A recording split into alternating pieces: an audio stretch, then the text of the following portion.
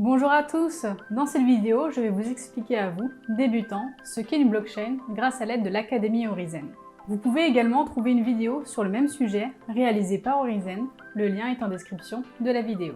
Commençons par une explication très simple. Une blockchain fonctionne comme un grand livre sur Internet. Ce livre garde, par exemple, une trace de l'argent que chacun possède. Un bloc est comme une page de ce livre.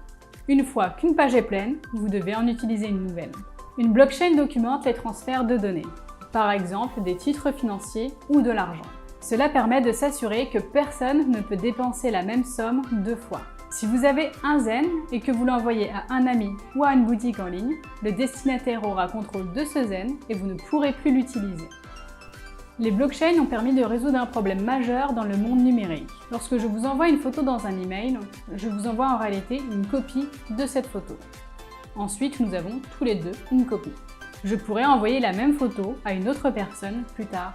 Les blockchains permettent aux objets du numérique de n'exister qu'à un seul endroit à la fois.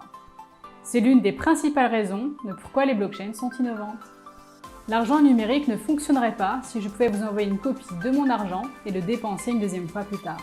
Mais comme vous le savez peut-être, la blockchain est bien plus que cela. Allons un peu plus loin. La blockchain est un type de structure de données. Vous connaissez déjà les listes et les tableaux qui sont des types familiers de structures de données. Il existe de nombreux types de structures de données dans le monde numérique, y compris les blockchains. Le terme blockchain vient de la structure qui stocke vos données. Toutes les données sont séparées en blocs. Chaque bloc indique quel bloc l'a précédé, créant ainsi une chaîne de blocs. Les informations contenues dans un bloc ne peuvent être ni changées ni supprimées. C'est pourquoi la blockchain est immuable. On dit souvent que la blockchain est décentralisée.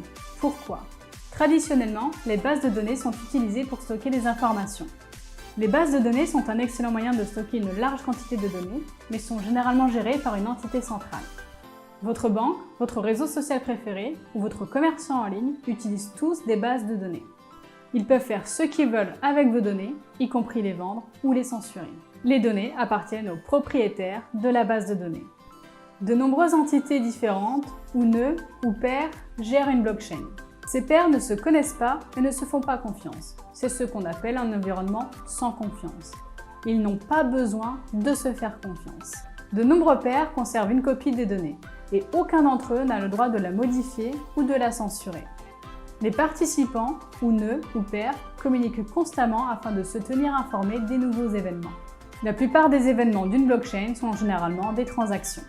Il n'existe pas d'entité centralisée, comme une banque ou une chambre de compensation, chargée d'accepter et de traiter les transactions.